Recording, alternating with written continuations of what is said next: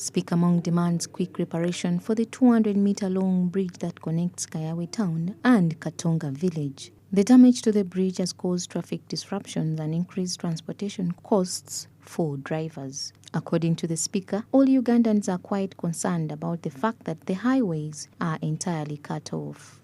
The government has on working on the roads, and the issue of the use of the guns. Honorable Lob asked the other time, are we safe? We need an assurance from government. The Greater Masaka region's legislators have informed the Speaker that alternative routes UNRA has advised drivers to take are rather far away and expensive for merchants, and that it won't be long before the rest of the country feels the full impact of the road break through increased prices for goods and services. That the team goes and looks at Katonga in Rwabenge as you come to Kalungu. That's the only solution. Otherwise, people are suffering. And lastly, Madam Speaker, I think we need to pay attention. When we are working on Masaka Road, all the companies that have been working on this road, we are jumping that bridge. Let us give attention to all those bridges in different districts where they are constructing new roads. These people were stealing money, leaving out that bridge, saying that it was very strong, built by the colonialists. And at the end of the day, it broke at once.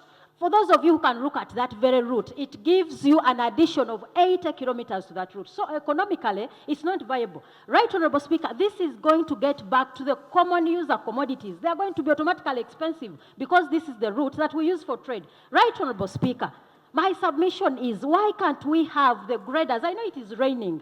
Tanzania connects Burundi, connects Rwanda and Congo. Right now, we are cut off. And in addition, the Greater Masaka area. Right now, Honorable Speaker, Honorable Kataba's constituents, they go by canoe. They connect by canoe. The opposition leader has warned the administration that it is urgent to get this road finished before school begins because it will prevent some students from attending school.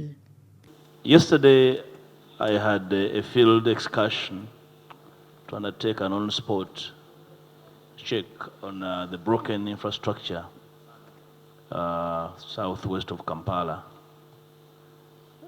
I have some views. I would like to wait for the government statement and the propositions. Then I will ably respond to their proposition, Honorable Speaker. What I can say in brief is that there are emergencies there. If the schools are beginning in 2 weeks' time, the children who will not go to school, for people going to Nkozo Hospital now, they have to, instead of going 5 kilometers, they have to go 40 kilometers to Masaka. So that's the nature of crisis. But let's wait for the report tomorrow. Thank you. Then I'll offer my alternatives to... The Ministry of Works and Transport is expected to present a report in Parliament tomorrow over the above incident and provide a way forward for all Ugandans concerning the Kampala-Masaka highway. Samula Hanifah, Smart24 TV, Business Today.